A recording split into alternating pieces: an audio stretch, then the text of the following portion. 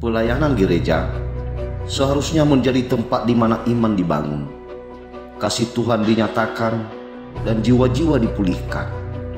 Namun, apa yang terjadi ketika pelayanan ini justru disalahgunakan? Korupsi dalam pelayanan gereja bukanlah hal baru, tetapi dampaknya bisa menghancurkan kepercayaan jemaat secara mendalam.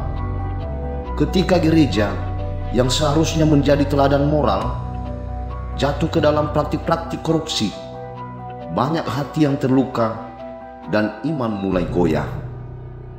Kita sering mendengar istilah korupsi di ranah pemerintahan atau bisnis. Namun, bagaimana dengan korupsi di dalam gereja? Ini adalah isu yang sensitif, tetapi sangat penting untuk dibahas. Gereja adalah tempat yang suci, tempat umat mencari penghiburan dan pengajaran tentang kebenaran. Namun, ketika ada penyalahgunaan kekuasaan di dalam pelayanan gereja, dampaknya sangat besar. Korupsi dalam gereja bisa bermacam-macam bentuknya, mulai dalam penyalahgunaan dana jemaat, pengalihan sumbangan untuk kepentingan pribadi, hingga penggunaan kekuasaan untuk menindas atau memanipulasi. Semua ini merupakan pelanggaran serius terhadap ajaran Alkitab. Seperti yang Yesus sendiri tegur di Matius pasal 21 ayat 13, gereja seharusnya menjadi rumah doa, bukan tempat bagi keserakahan atau penyelewengan.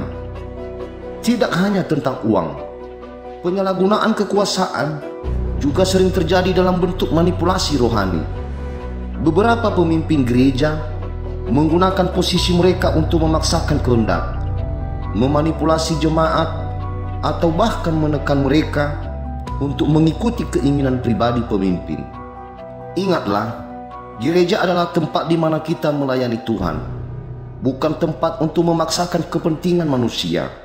Ketika pemimpin gereja lebih memikirkan kekuasaan mereka daripada pelayanan kepada Tuhan dan sesama, ini menjadi ancaman serius bagi kehidupan rohani gereja.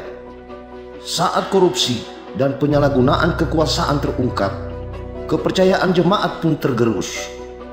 Mereka yang seharusnya datang mencari Tuhan bisa kehilangan iman karena merasa dikhianati oleh gereja yang mereka cintai. Dampaknya sangat nyata.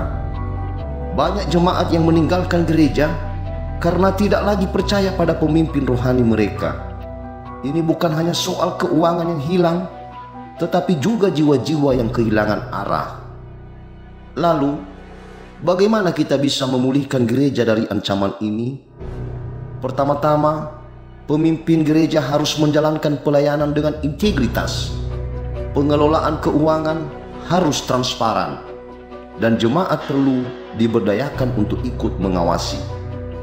Pemimpin gereja harus berpegang pada standar yang tinggi, seperti yang disebutkan dalam 1 Timotius pasal 3 ayat 2, bahwa mereka harus hidup tak bercacat, jujur, dan adil. Tanpa integritas, kepemimpinan rohani akan runtuh. Sebagai jemaat, kita juga memiliki tanggung jawab untuk menjaga gereja tetap bersih dan kudus. Jangan takut untuk menuntut transparansi dan keadilan dalam pelayanan. Gereja adalah milik Tuhan, bukan milik segelintir orang. Dalam Efesus pasal 4 ayat 15, kita diajarkan untuk berpegang pada kebenaran dalam kasih.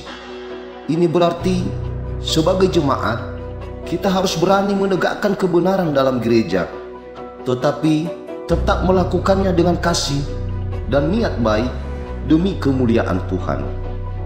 Korupsi dalam pelayanan gereja adalah ancaman serius, tetapi kita semua dipanggil untuk memerangi ini dengan kebenaran dan integritas. Dengan bekerja sama, kita bisa membangun gereja yang lebih kuat, lebih bersih, dan lebih mencerminkan kasih Kristus. Jangan biarkan korupsi menghancurkan kepercayaan kita. Bersama, kita bisa menjaga gereja tetap suci dan melayani Tuhan dengan hati yang tulus. Saya harap video ini memberikan pemahaman baru tentang pentingnya integritas dalam pelayanan. Teruslah menjaga iman dan kepercayaan, karena gereja adalah tempat kita bertumbuh dalam kasih Tuhan. Terima kasih telah menonton.